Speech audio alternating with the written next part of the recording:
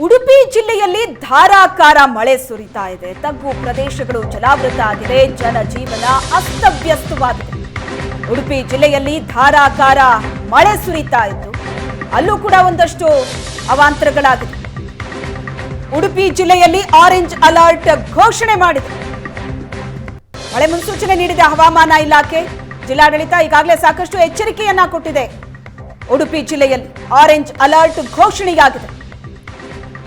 ಮಳೆಯಿಂದಾಗಿ ಹಲವು ಕಡೆ ಕೃತಕ ನೆರೆ ಪರಿಸ್ಥಿತಿ ಇದೆ. ದೃಶ್ಯಗಳಲ್ಲಿ ನೋಡ್ತಾ ಇದ್ದೀರಿ ನೀವು. ತಗ್ಗು ಪ್ರದೇಶಗಳು ಜಲಾವೃತವಾಗಿದೆ. ಎಲ್ಲ ನೋಡಿದ್ರು ಅಲ್ಲಿ ನೀರು, ನದಿ, ಸಮುದ್ರ ಉಕ್ಕಿ ಹರಿತಾ ಇದ್ದು ಜಿಲ್ಲಾಡಳಿತ ಈಗಾಗಲೇ ಸಾಕಷ್ಟು ಎಚ್ಚರಿಕೆಯನ್ನ ಜನರಿಗೆ ಕೊಟ್ಟಿದೆ.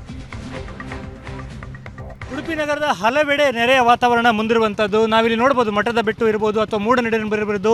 ಈ ಪರಿಸರದಲ್ಲಿ ನಿರಂತರವಾದ ಮಳೆ ಬಂದ ಕಾರಣಕ್ಕೆ ನೆರೆಯ ವಾತಾವರಣ ಮುಂದುವರೆದಿದೆ. ಒಂದಿಷ್ಟು ಮಳೆ ವಿರಾಮ ಕೊಟ್ಟರೂ ಕೂಡ ಆ ನೆರೆಯ ಪ್ರಮಾಣ ತಗ್ಗಿಲ್ಲ ಅನ್ನುವಂಥದ್ದು. ಅದರಲ್ಲೇ ನೆರೆಯಲ್ಲೇ ಓಡಾಡ್ತಾ ಇರುವಂಥ ವಾಹನಗಳು, ಪಾಪ ಜಾನುವಾರುಗಳು ಕೂಡ ಅದರಲ್ಲೇ ಓಡಾಡುವಂಥ ಪರಿಸ್ಥಿತಿ ಉಂಟಾಗಿದೆ. ನಾವಿಲ್ಲಿ ಗಮನಿಸ್ಬೋದು. ಜನ ತಮ್ಮ ದೈನಂದಿನ ತಿರುಗಾಟಗಳಿಗೆ ಅವಲಂಬಿಸಿರುವಂಥ ರಸ್ತೆಗಳು ಇವೆಲ್ಲ. ಸೊ ನೀರಿನಲ್ಲೇ ಓಡಾಡಬೇಕು. ಯಾಕಂದರೆ ಒಮ್ಮೆ ಮಳೆ ಬರುತ್ತೆ, ಒಮ್ಮೆ ಮಳೆ ಬಿಡುತ್ತೆ. ಆದರೆ ಮಳೆ ವಿಪರೀತವಾಗಿ ರಾತ್ರಿ ಬಂದಿರುವುದರಿಂದ ಆ ನೆರೆಯ ವಾತಾವರಣ ಇನ್ನೂ ಕೂಡ ತಗ್ಗಿಲ್ಲ ಅನ್ನುವಂಥದ್ದು. ಮಳೆ ವಿರಾಮ ಕೊಟ್ಟರೂ ಕೂಡ ನೀರಿನ ಪ್ರಮಾಣ ತಗ್ಗುತ್ತಾ ಇಲ್ಲ ಅನ್ನುವಂಥದ್ದು. ಸೊ ನೆರೆಯ ನೀರಿನಲ್ಲೇ ನಡ್ಕೊಂಡು ಹೋಗ್ತಾ ಇರುವಂಥ ಕಾರ್ಮಿಕರನ್ನು ನಾವು ಗಮನಿಸ್ಬೋದು. ಬೇರೆ ಬೇರೆ ಕಾರಣಗಳಿಗೆ ಇದೇ ರಸ್ತೆಯನ್ನು ಅವಲಂಬಿಸಿ ಓಡಾಡುವವರು ಇವರು ಪ್ರತಿದಿನ. ಸೊ ಈಗ ಹೋಗುವಾಗ ಅಷ್ಟಾಗಿ ನೀರು ಇರಲಿಲ್ಲ. ಬರುವಂಥ ಸಂದರ್ಭದಲ್ಲಿ ನೀರಿನ ಮಟ್ಟ ಏರಿರೋದ್ರಿಂದ ಜನ ಆ ನೀರಿನಲ್ಲೇ ನಡ್ಕೊಂಡು ಬರಬೇಕು. ಅದರ ಜೊತೆಗೆ ಜಾನುವಾರುಗಳು ಕೂಡ ತಮ್ಮ ದೈನಂದಿನ ತಿರುಗಾಟ ಮಾಡುವಂಥ ರಸ್ತೆ ಇದು. ಆ ರಸ್ತೆಯೇ ಮುಳುಗಡೆಯಾಗಿದೆ. ಅದರಲ್ಲೇ ಬರುವಂಥ ಪರಿಸ್ಥಿತಿ ಇರುವಂಥದ್ದು. ಉಡುಪಿ ನಗರದ ಹಲವು ಪ್ರದೇಶಗಳಿವೆ.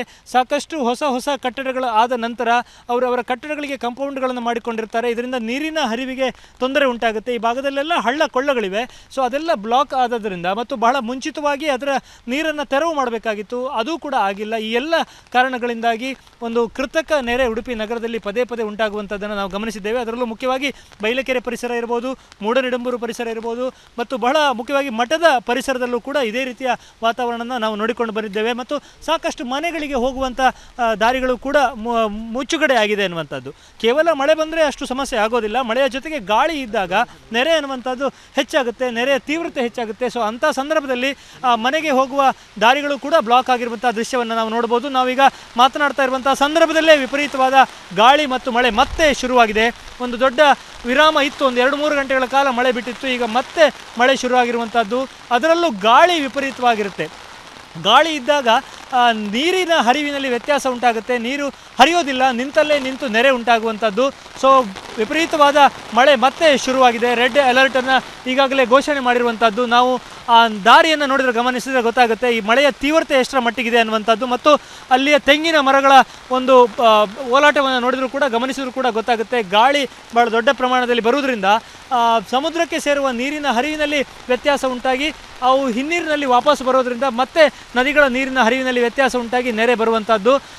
ಬಹಳ ಮಳೆ ಬರ್ತಾ ಇದೆ ಮತ್ತು ಈ ಮಳೆ ಇದೇ ರೀತಿ ಮುಂದುವರಿಯುವಂಥ ಸೂಚನೆಗಳಿವೆ. ಇನ್ನೂ 2 ದಿನಗಳ ಕಾಲ ರೆಡ್ ಅಲರ್ಟ್ ಇರುತ್ತೆ ಅನ್ನುವಂಥ ಎಚ್ಚರಿಕೆಯನ್ನು ಈಗಾಗಲೇ ಹವಾಮಾನ ಇಲಾಖೆ ಕೊಟ್ಟಿರುವಂಥದ್ದು. ಸೊ ಜಿಲ್ಲಾಡಳಿತ ಈ ತಗ್ಗು ಪ್ರದೇಶಗಳಲ್ಲೂ, ಅದರಲ್ಲೂ ಮುಖ್ಯವಾಗಿ ಹೊಸ ಲೇಔಟ್ಗಳೇನಾಗಿದೆ, ಹೊಸ ಬಿಲ್ಡಿಂಗ್ಗಳೇನಾಗಿದೆ ಅಲ್ಲಿ ಕಟ್ಟೆಚ್ಚರ ವಹಿಸಬೇಕಾಗುತ್ತೆ. ರಾತ್ರಿ ನಿನ್ನೆ ಹಲವರನ್ನು ಶಿಫ್ಟ್ ಮಾಡಲಾಗಿದೆ. ಮತ್ತೆ ರಾತ್ರಿ ಮಳೆ ಹೆಚ್ಚಾದರೆ ಜನರನ್ನು ಸ್ಥಳಾಂತರ ಮಾಡುವಂಥ ಅನಿವಾರ್ಯತೆ ಬರ್ಬೋದು. ಉಡುಪಿಯಿಂದ ಕ್ಯಾಮ್ರಾಮನ್ ಹರೀಶ್ ಜೊತೆಗೆ ಶಶಿಧರ ಮಾಸ್ತಿಬೈಲು, ಏಷ್ಯಾನೆಟ್ ಸುವರ್ಣ ನ್ಯೂಸ್.